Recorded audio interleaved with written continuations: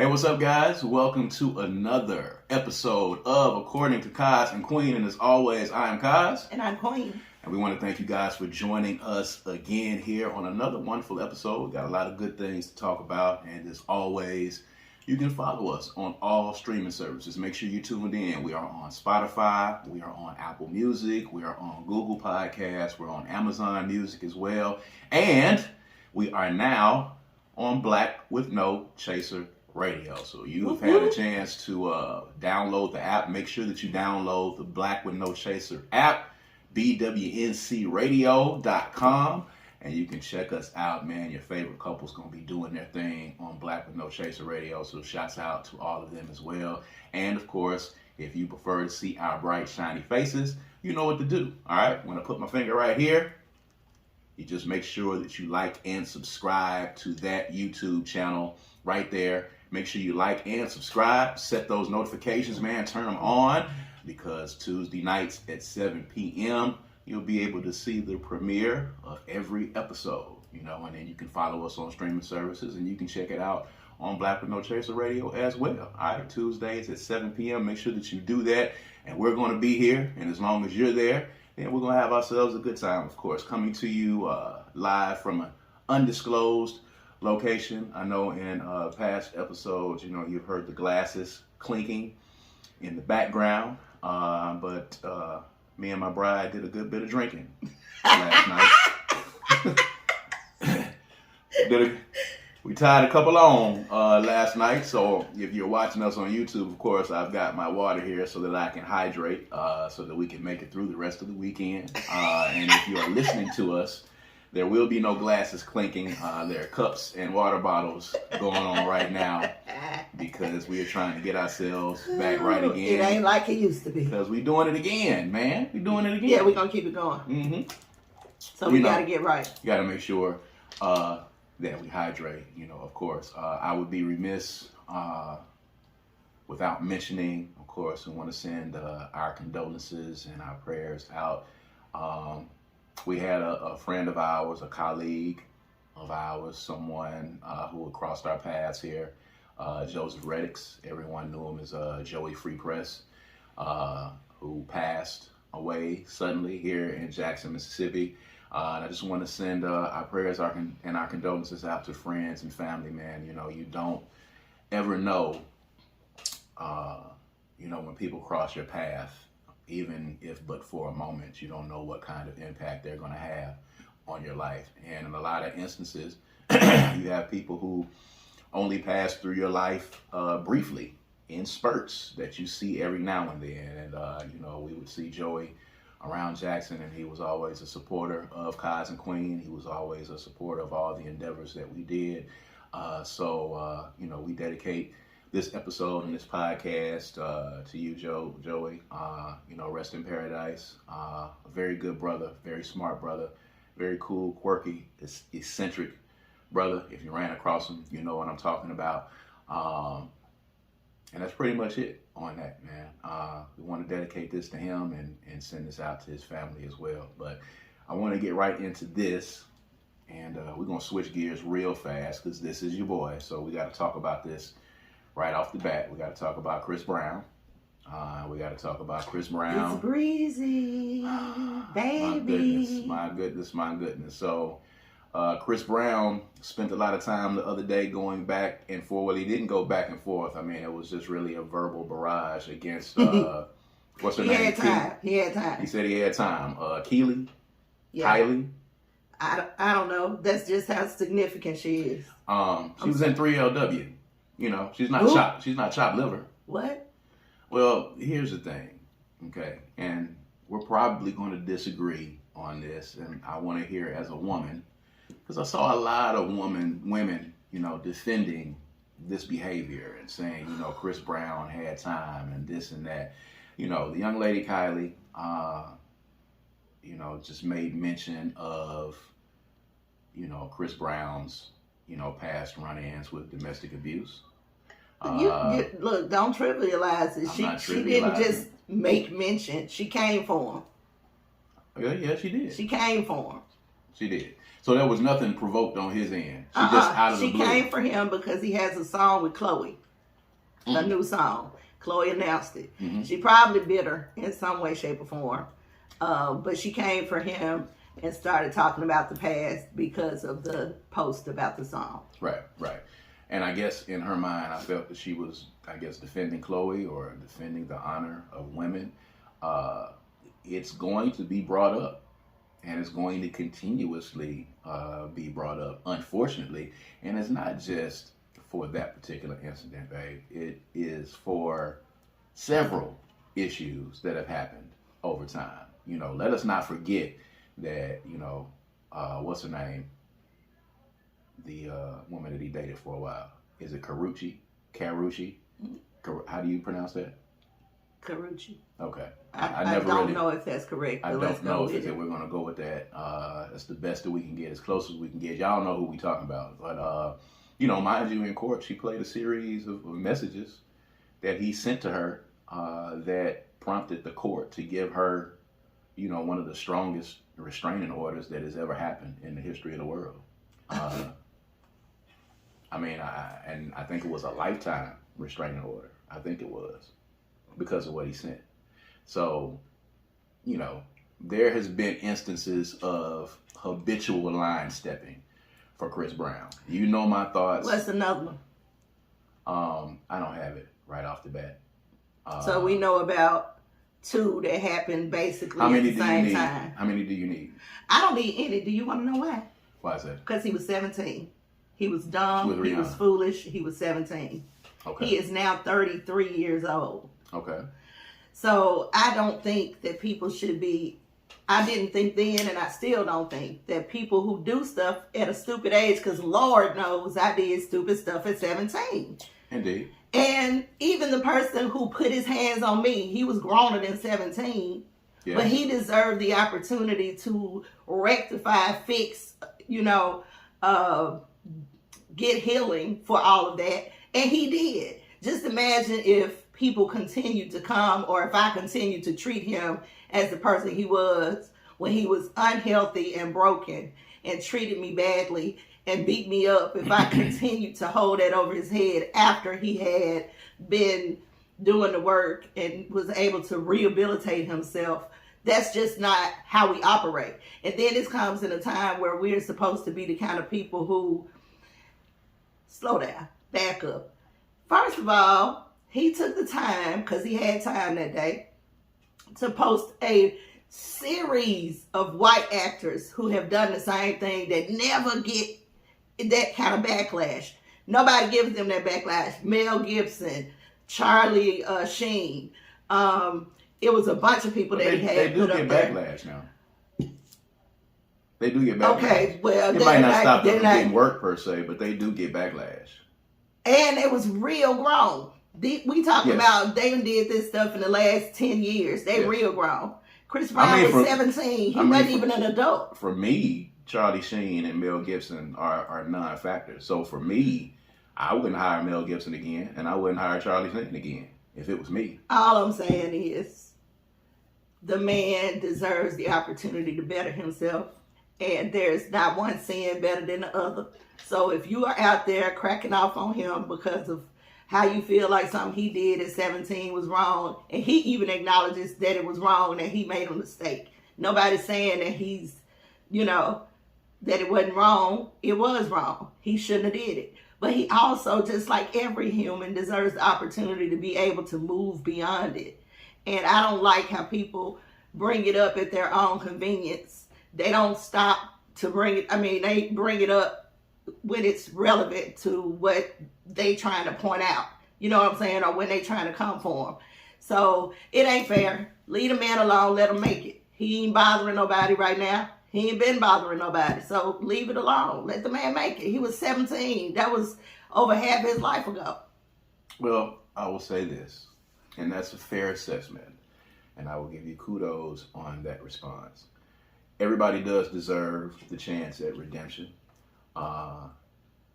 My thing is, do you feel like if he really genuinely is looking for redemption, do you think like he should have responded in the manner that he did? He got tired.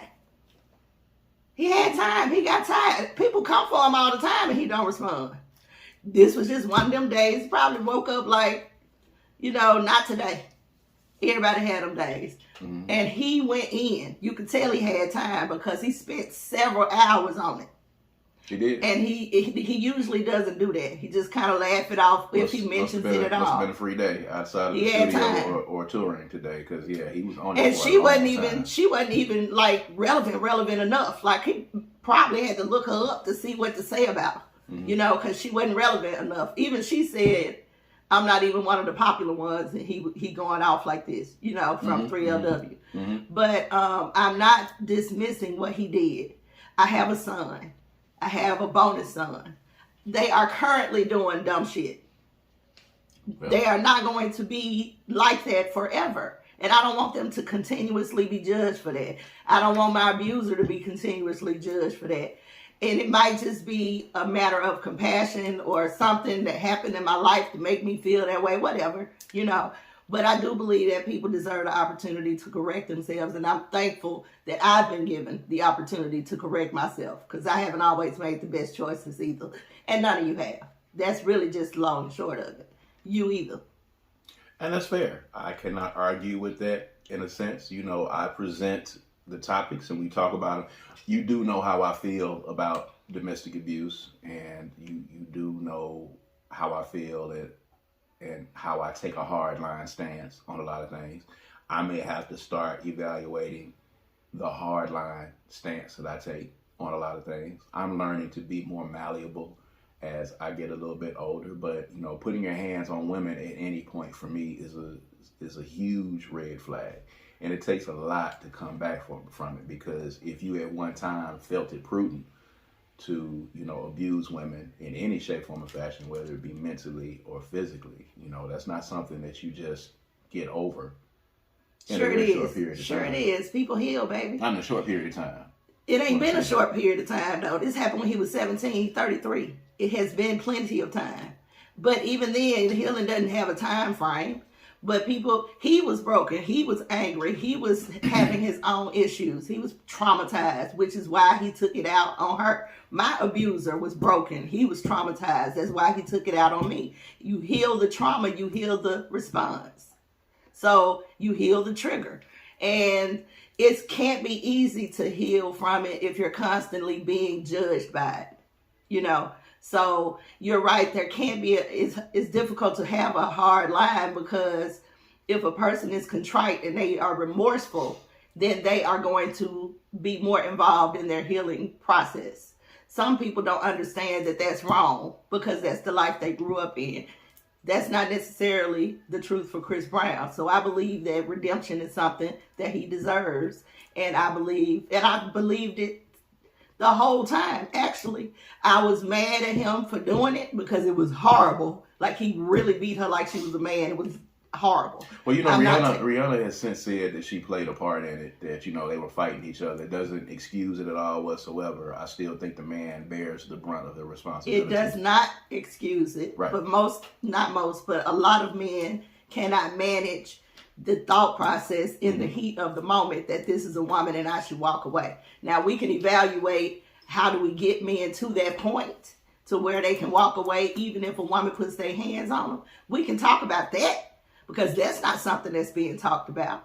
But it's not fair to continuously judge somebody for something that they did when they were young and dumb.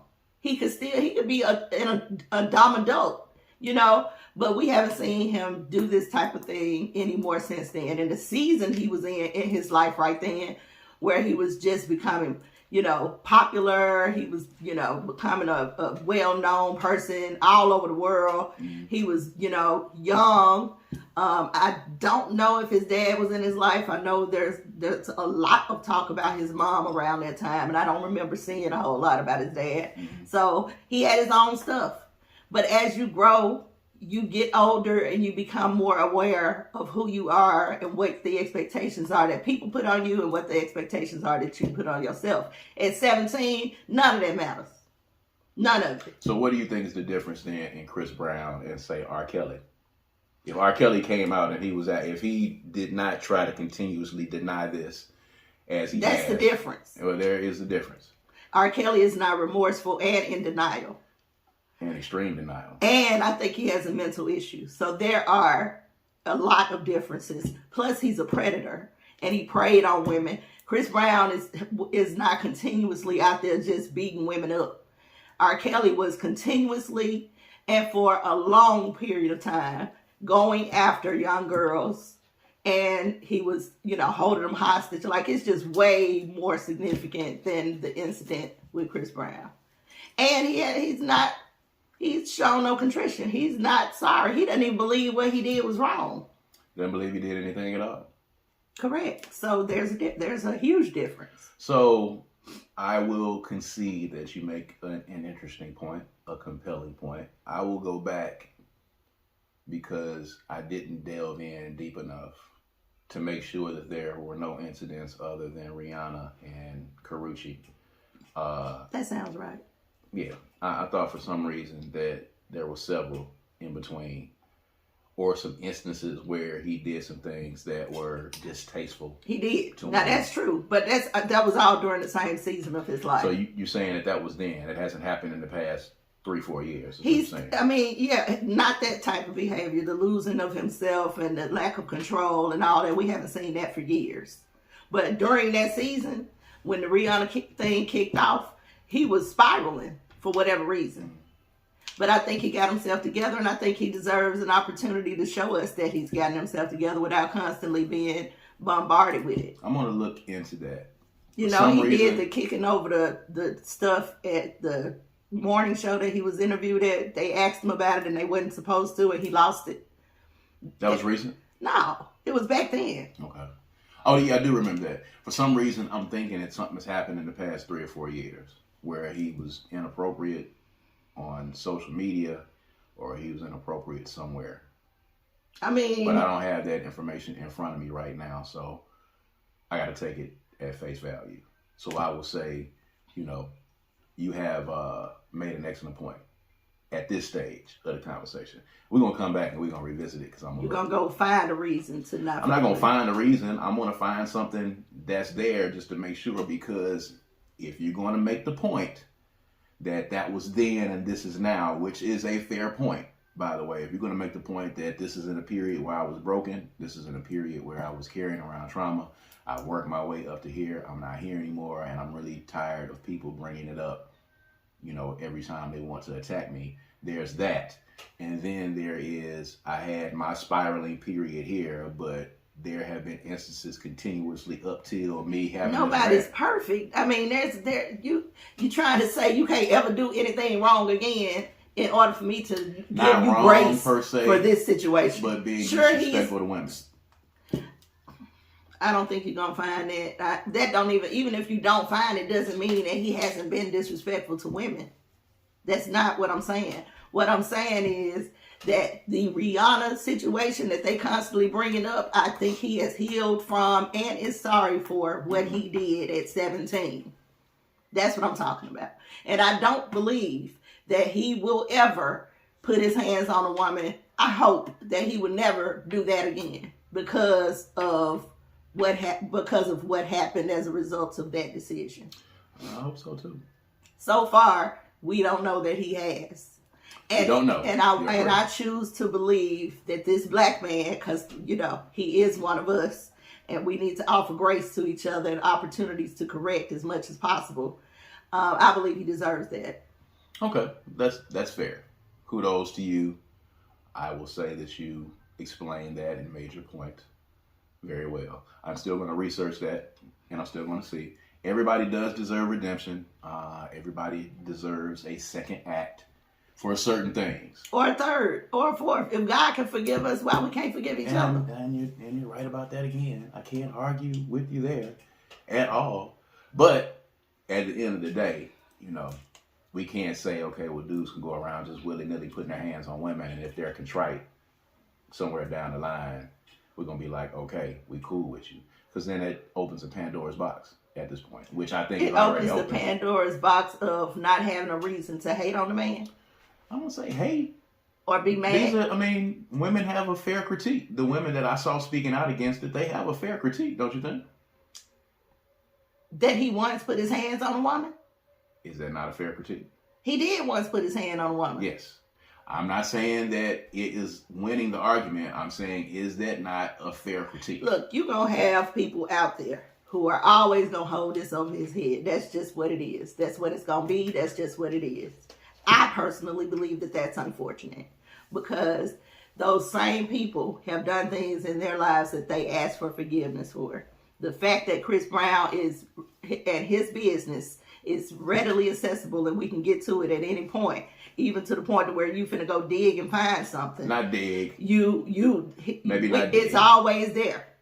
Everybody don't live their life like that. So if you're looking, you can find something. Anytime you go looking for something, you'll be able to find it because that's what you want to see. I think I said that last week. You might have. But do you think you could dig and find, are you talking about just period, something bad?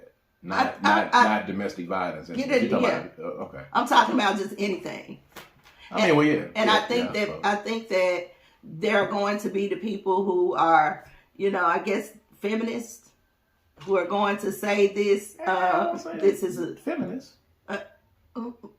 Who are the people you talking about? I mean, these are women. I don't know if they're feminists or not. Oh, you're just talking about random people making comments. Women making comments, yeah. Well, everybody got the right to their opinion. And mine may be different.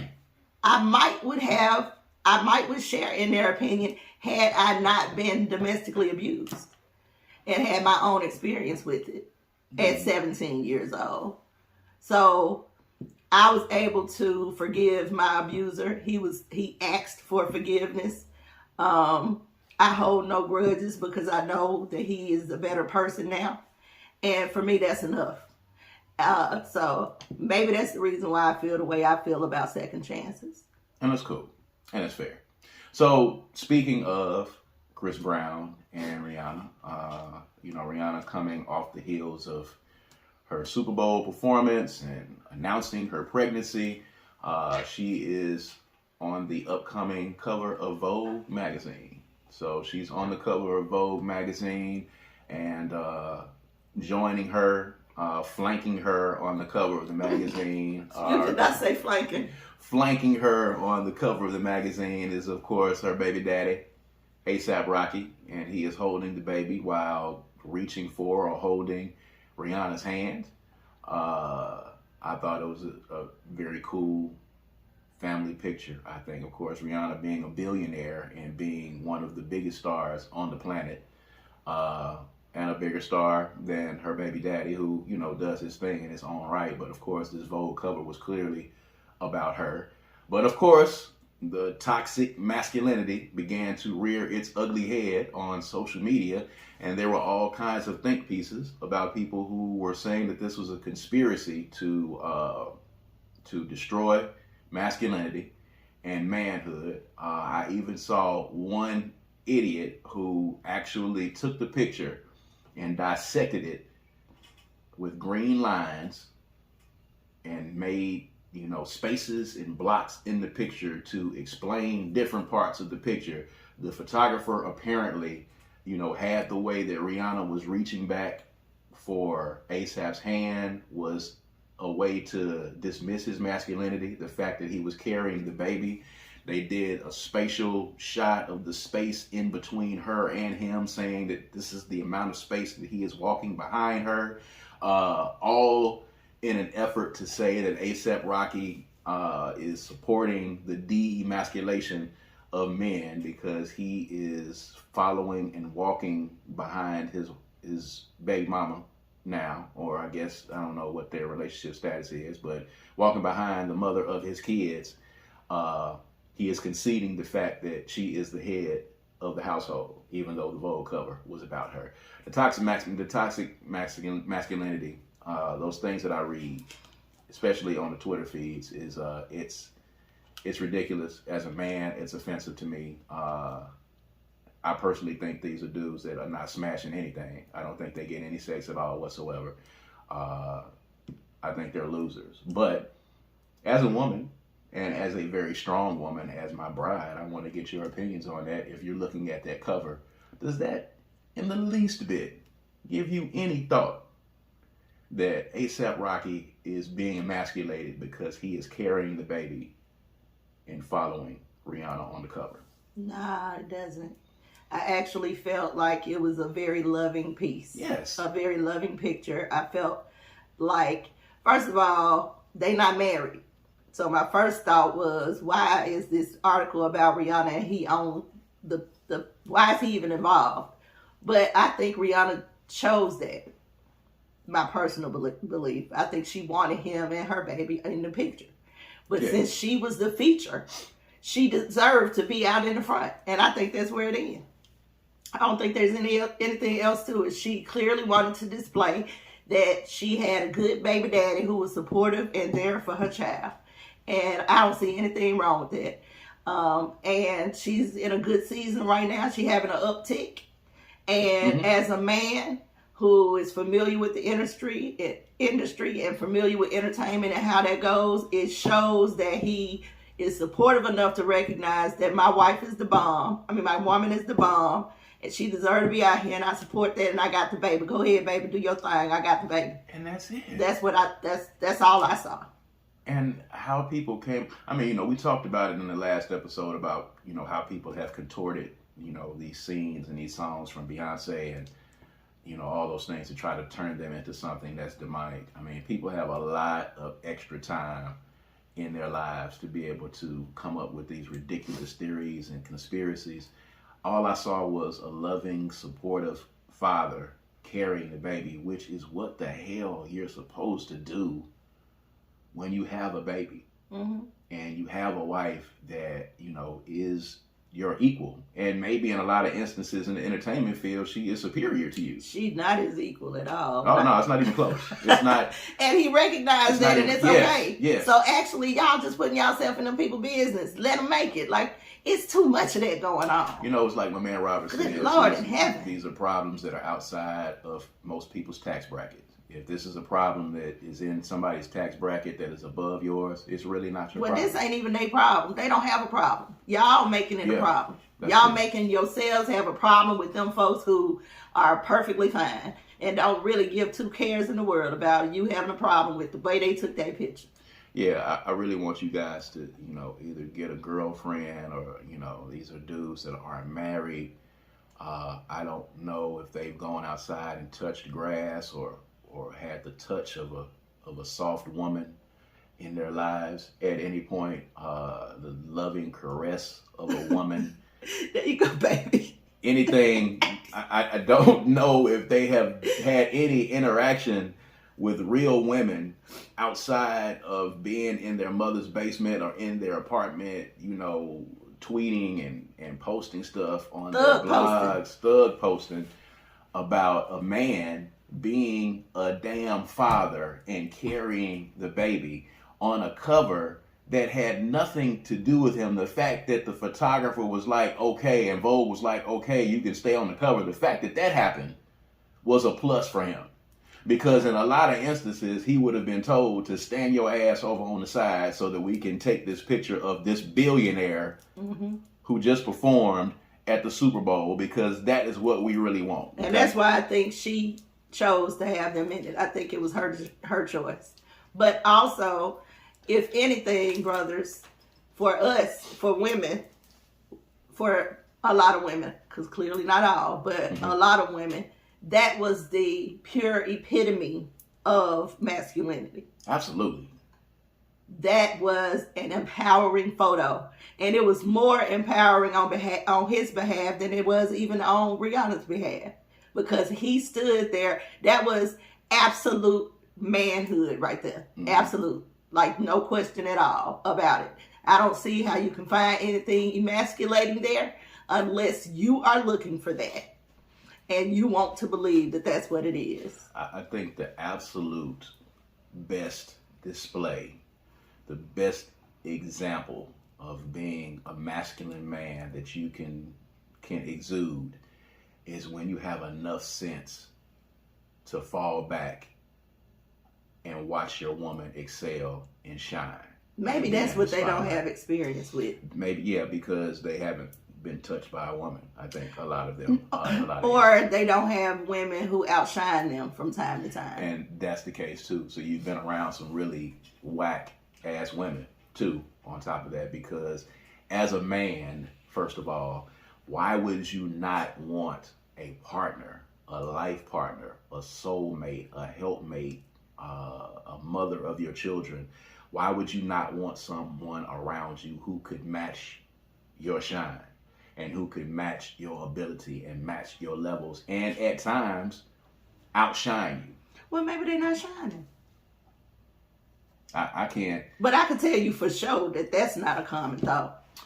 I mean, I guess it's not, and it's really weird to me because I love it when you shine and when you excel. As a matter of fact, for me, it's great because it gives me the opportunity to not have to do shit for once. And I am absolutely fine with that because for many years, you know, you watched me do the things that I was doing. You watched me travel the world as an artist, and you watched me go through my ups and downs of being an entrepreneur, and you supported me in all those endeavors. And then the day that you came home and you said, I cannot go back to that job again. I've got to quit. And I said, okay, baby, you quit and do your thing up until that point. Not that day. Not the day. Now, you know, I was asking many times before that. You asked a lot of times. But finally, we got to the day. You came in and it was different. There was despair there, and there was, you know, a physical element that you began to be physically ill, and it had gotten to a very bad point. And I got to that point probably a few months after that, you know, at that particular job that I was at. And I understand it. And when you said that and you decided that, you know, I want to try to do my own thing. I don't want to be Kaz's wife. You know, I want to be my own person. And when you decided that you wanted to do that, I was fully supportive of it. And I wanted to see you excel, really, at the end of the day. And I am very proud when people say to me, you're Queen's husband. I love it. I'm enamored by it because, again, I have no problem with my woman shining and excelling. When you are a couple in a household, that's how it's supposed to be. Some days this person is up, and some days the other person is up. I don't understand men that want to be in a household with a woman where they are always the one that has to carry all of the weight and do all of the work and get all of the shine, you know, all of the time. Like, I enjoy being a father. I enjoy being the person responsible for our daughter, you know, picking her up from school, making sure that our homework is done, you know, spending time with her, or going out on excursions. I love doing that. That's not solely and singularly your job. Right. Your job is not singularly or solely to wash the dishes and cook dinner. That's not singularly or solely your job. And at the same time, it's not singularly or solely my job to make sure that we keep this roof over our head. We are a family. We are a couple. You know, we are our helpmates and we are soulmates. And in that sense, both of us had to be able to carry the weight. You know, that's what works for us. Well, that's true. Other people have lives that are set up differently, and it works for them. What is most pressing that to me about us is that I understand, and I think you do too, that we are reflections of each other. I'm definitely a reflection of my husband. So when I shine, he automatically shines. When he shines, I shine. We understand that. We feel that deeply. So when it's time for you to put on a show or something, and my role is to play the background and keep you spiritually healthy, I'm still participating. So it has to succeed because I'm participatory. I'm putting in on it too. When I'm doing my thing and I'm putting on a show or something like that, then you have a very important role that nobody else can feel but you. And that's keeping me sane. That's an important job. So it's never a you shine, I shine. If he shines, she shine. It's never that for us. We always shine. If one shine and the other one shine. And if we dull as hell, then we both dull. Right. Ain't no shine. Right. So I think that's just, you know, what works for us. And power to you if you have a setup like James in Florida. If that's what y'all want, then, you know, do your thing. No judgment. I'm just saying, you know, if that's your thing, that's cool. But I mean, you know, I would welcome the day that you would be on the cover of Vogue or on the cover of Ebony or on the cover of the Businesswoman's magazine or anywhere. I will gladly sit in the background. You can put an apron on me.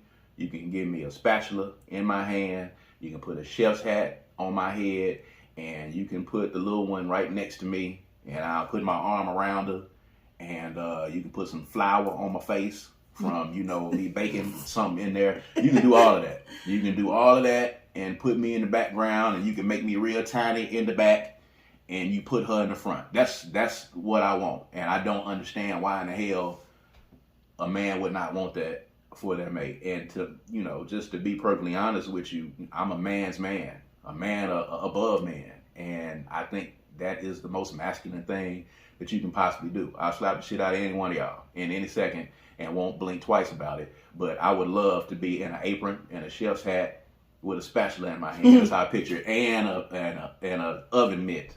I'm gonna have the spatula in my hand with the oven mitt, with a chef's hat on and the apron, and I'll be in the background while my wife is in the front shining. I would love for that to happen. I would love for it, because that means that I have someone with me that if I need them to be, they can step up and they can take charge and take control. I think every man should have that.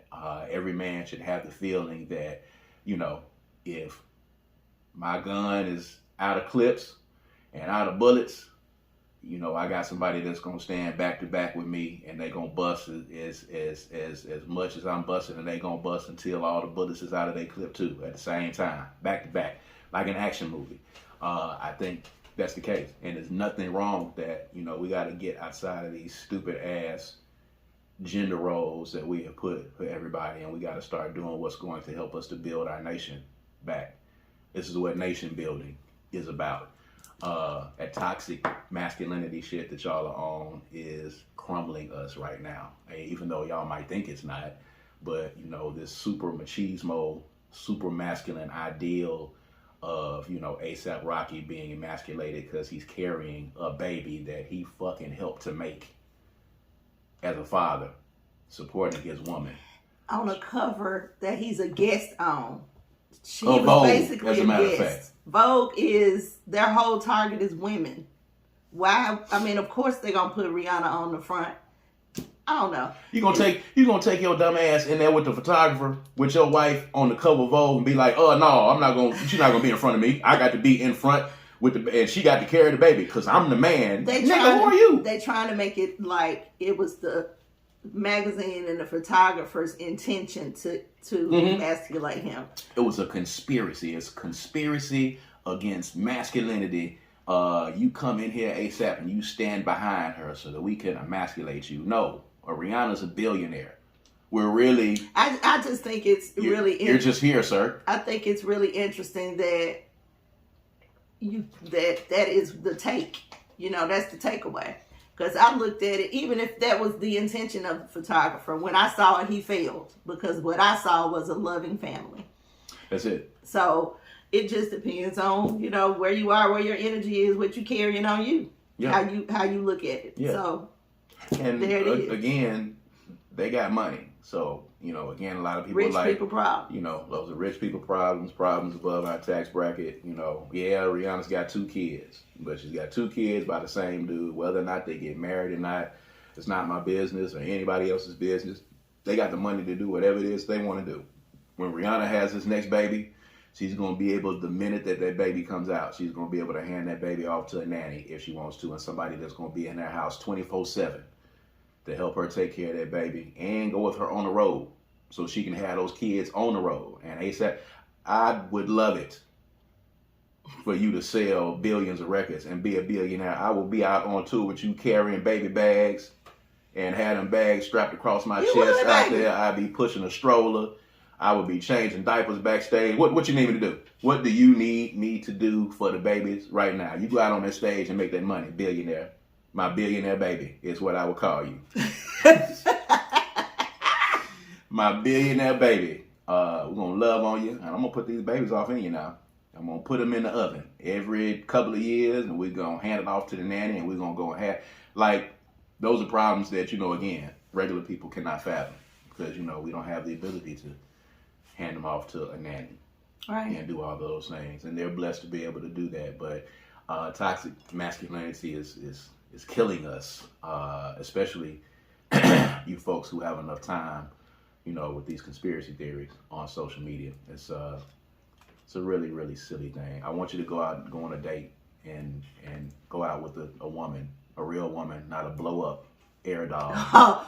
What? Go out with a real woman and touch the world, go out in the world and find out how regular men are accounting for themselves out in the world, and stop trying to do things for likes and shares on social media. Because that's basically what it boils down to. Yeah, and good dude. Trying to go viral. I have not seen one thread from any of these dudes that come on there saying, yes, I agree, and yes. I have not seen one of them. When I go to their page and look at them, I know none of them have felt the private parts of a woman. Oh my God, you keep going.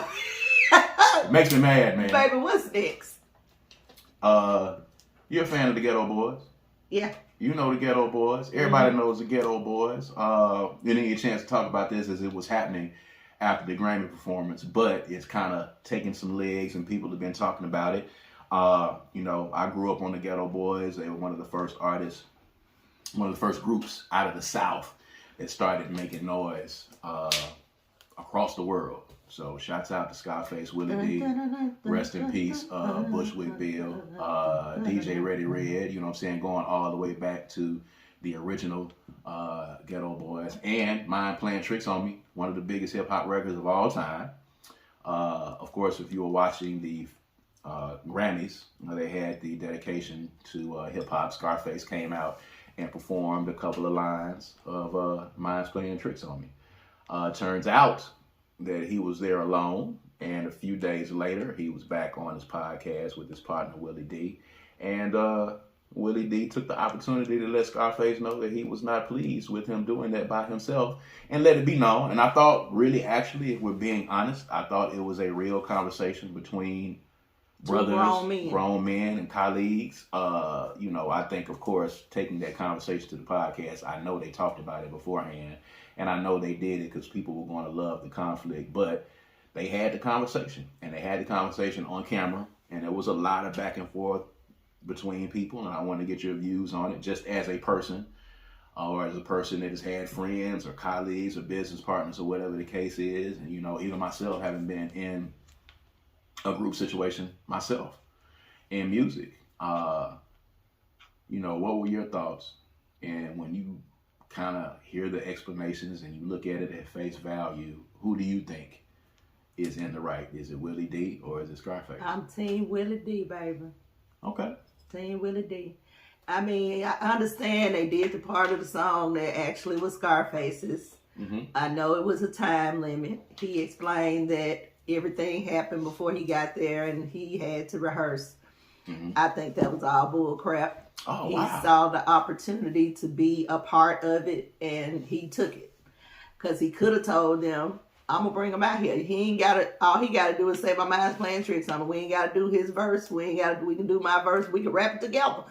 But you ain't got to change the time or anything. But if I'm going to be out here doing a Ghetto Boy song, the other Ghetto Boy need to be out here with me. Because, you know, Run DMC was there, and Run didn't say anything. Exactly. And it would be absolutely disrespectful for the two of them not to be up there. It's disrespectful to the culture, and it's disrespectful to the man. So, and if you're going to bring Scarface out there by himself, let him do his shit. It still contributed to hip hop. It was still within the 50 years. Let him do his stuff. Willie D probably wouldn't have had an issue with that. Mm-hmm. But you can't do a Ghetto Boy song and I'm sitting here available and you don't even hit me up. You don't do, I mean, that ain't what you do.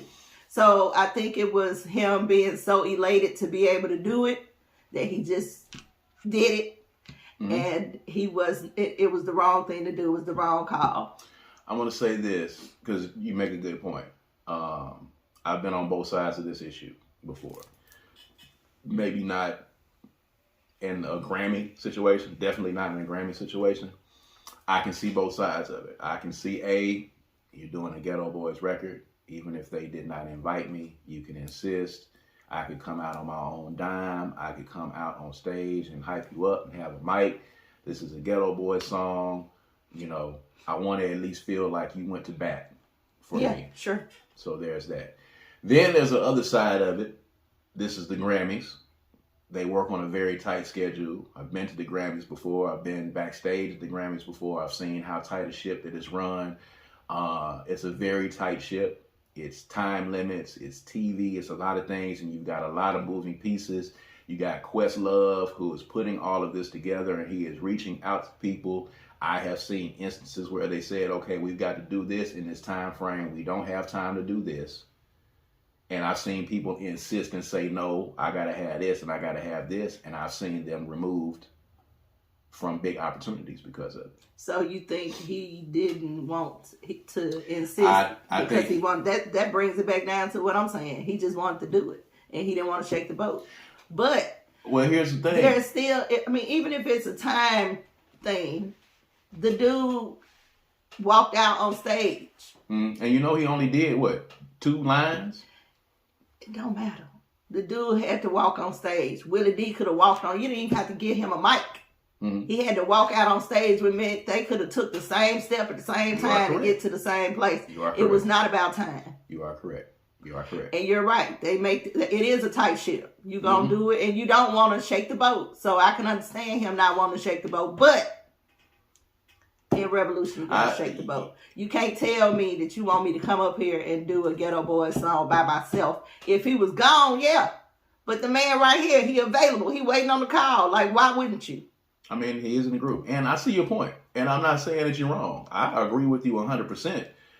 But I've also seen people insist that such and such got to come with me and this person got to be with me. And they said, okay, well, no.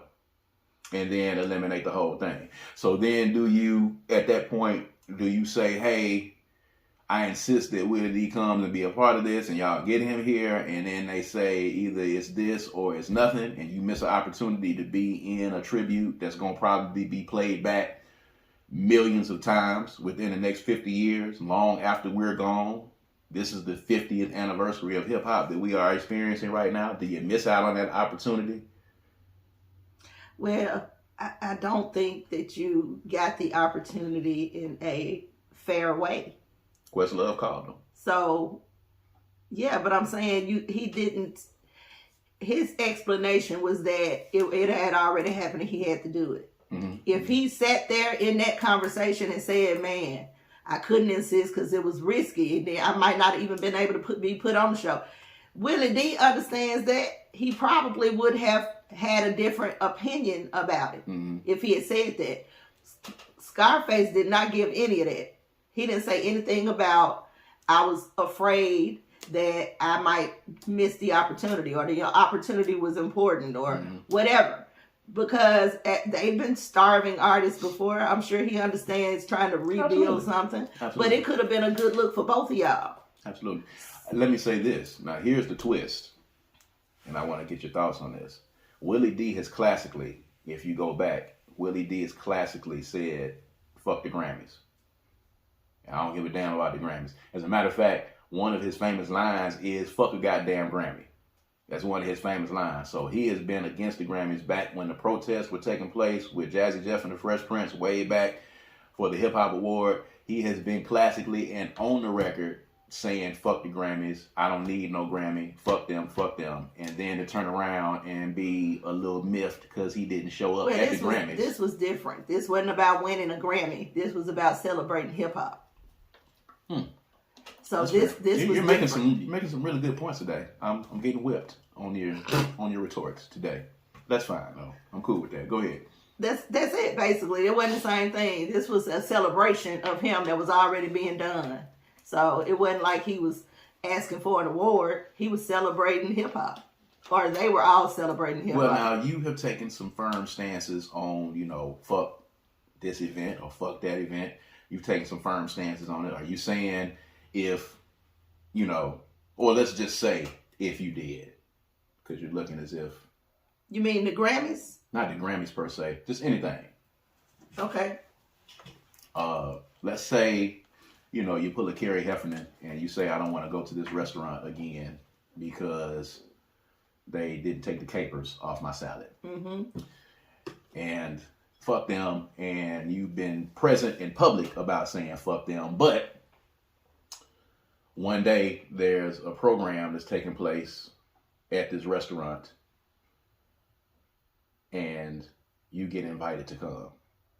I'd probably go. I wouldn't order anything, but I'd go. But you go after saying fuck them. Probably. Because it was not about that. It wasn't about them. It was about the people having the event.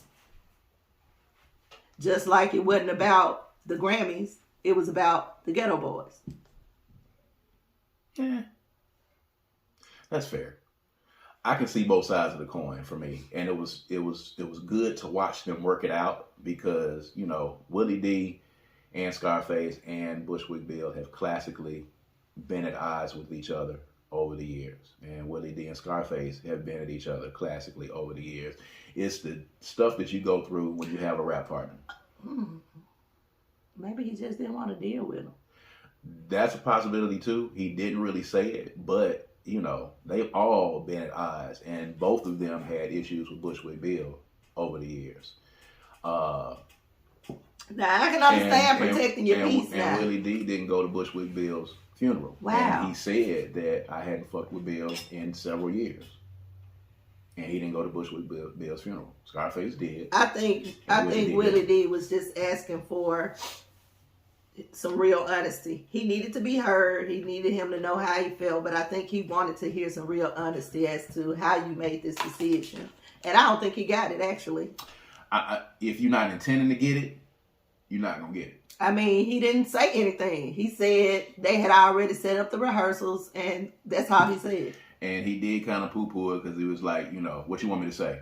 I shouldn't have gone. All right. I shouldn't have gone. I shouldn't have took the invitation. I shouldn't have got on the plane. I shouldn't have landed. I shouldn't have did it. I shouldn't have got back on the plane. I shouldn't have came home. Like, he poo-pooed it.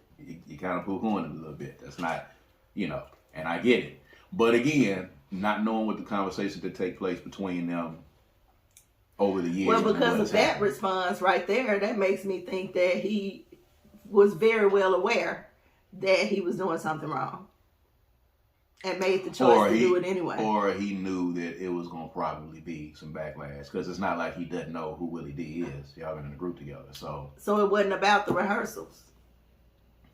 I don't think it was. I mean, I think... But that's what he said. I think Questlove called him and said, hey, and I think Scarface said, like, yeah, I was going to do it. I don't even think he gave a second thought about it. That's what I think. Until he got home and Willie D called him and said that was fucked up. I think so too. That's exactly what I think. And that happens. It does. And that absolutely happens because you're not thinking. And if you and your rap partner or you and your group member are not connected in that fashion, yeah. I don't know. Because it was a tribute to hip hop. It was very clearly defined. You see, Andre Benjamin didn't take the time to bring his ass and show up and sent Big Boy out there alone again. Andre 3000, the worst rap partner and friend that exists on the planet. And I found a way. But I bet you any kind of money, if it was... They asked Drake. Yeah. It ain't no doubt. That was my point. It ain't no doubt they asked Drake. They asked him. Because everybody wants to see him. So anytime it's anything, they ask. And that man turned it down again. And you sent your rap partner out there alone on the stage. It's not his rap partner anymore. You can stop it is his rap partner. You can stop saying You're a terrible rap partner, Andre Benjamin. And a bad friend. You are guilty. My God. It's terrible. I can't believe that man is doing that. I'm traumatized. Come on back. Traumatized by the whole thing. You are traumatized. Andre Benjamin. That's a real thing. I cannot believe what you have done and what this has come to. I'll never forgive you, Andre Benjamin. I'll never forgive you. Oh my goodness, you take such hard stances. For what you have done to Antoine Patton, a.k.a. Big Boy, for what you have made him endure over the years by refusing to record new Outkast music and going on tour. What you have done to him. Scarface just did the same thing to Willie D. And it's egregious. He just did the same thing to Willie D. He took an opportunity out of that man's mouth. Kind of apples and oranges. Because they clearly asked for Drake. They asked for Andre 3000 to come. They didn't ask for Willie D. But I do agree with Willie D's point because Willie D says I am a part of one of the most influential hip hop groups of all time, and mind playing tricks on me. I wrote my verse and Bill's verse. He's like, I'm not chopped liver. He's like, if I'm not one of the pillars, I'm at least a brick in this motherfucker. And He is correct. He is correct, and he deserved to be on that stage. He's correct. And I'm not saying he didn't his deserve rap it. partners shouldn't have let people poo-poo there because they actually poo-pooed the Ghetto Boys. He shouldn't have been okay with that. You think they poo-pooed the Ghetto Boys? Yes, by not having Willie D up there. That's fair. They didn't poo-poo Willie D. They poo-pooed the Ghetto Boys. I think, too, that it's because people have also seen Scarface as a solo artist, too, as well. Then he should have did a Scarface song, not a Ghetto Boys song. What's your most memorable Scarface song? I don't know. There you go. What's your most memorable Ghetto Boys song? The one they did. There you go. And that's why they didn't ask him to do one of his songs. Then they should have had Willie D on I know the plenty of Scarface songs. That's cool. There's not a solo DMC song that he did without Ron. So yeah, Ron was just out there. Well, which I found crazy, by the way, because DJ Ron has always been the one that wanted to be out front. He let DMC do the verse, and he just came out there and didn't rap. That's true. I thought that was odd. That has never happened because DJ People Ron's change. I guess they do. They are not the same that they were when they came out during this time. People change. People change. People change. People change. Chris Brown changed. Oh, we back to that. I'm just saying, people change. They do. Andre, could you give them grace? Could you please rap with Big Boy? Could you please? Just one last time. Just one time. Please just do one song with the man. Go on one tour. Do one show. That's it. That's all that we're asking. Just do it for closure and say, hey, this is going to be officially my last time. Don't just leave like you have left. I appreciate that, man, saying y'all are not going to make me do anything. I'm going to live my life. I appreciate that. That's balderdash. It's selfish, and it's egregious for him to do that to us. It's terrible. He ain't responsible for y'all. He's responsible for hip-hop. What? He's responsible for hip-hop, and he's responsible for Outkast being the greatest group of all time. That's all I have to say about that. It's not true, people. It is true. It's not. It's absolutely true. He's responsible for himself, and he's doing what he needs to do for himself. Do better, Andre. That's all that we're asking you to do. Do you, Andre? Do better. Do you? Do better. That's do fine. You. All right. And on that note, we're going to wrap today's episode. It's a lot of stuff that's been going on. So, of course, these are conversations that happen between a husband and wife in the privacy of our own home that we bring to you guys, for you to sometimes laugh, for you to sometimes maybe shed a tear and be introspective. But, we feel like these conversations are interesting enough for you guys to join in on. Please make sure that you leave some comments or some questions under the YouTube videos. Or, of course, you can hit us up in the email, or you can follow us on social media. You can follow us on Facebook, according to Kaz and Queen. We are on Instagram as Kaz and Queen, and Twitter, Kaz and Queen, all the way. All right, across the board. If you're looking for Kaz and Queen, that's where we are. Hit us up if you've got some topics that you'd like to get our views on. Please do that as well, and make sure that you download the Black with No Chaser app and check us out. And make sure you share this video, and make sure you continue to listen to us on all the streaming services as well. And we're going to keep doing what we do. We're going to keep trying to entertain you guys and bring you some very thought-provoking and interesting conversations. All right, so as always, I'm Kaz. And I'm Queen. And this is According to Kaz and Queen, and we're going to see you guys next time. All right, peace and power. Peace.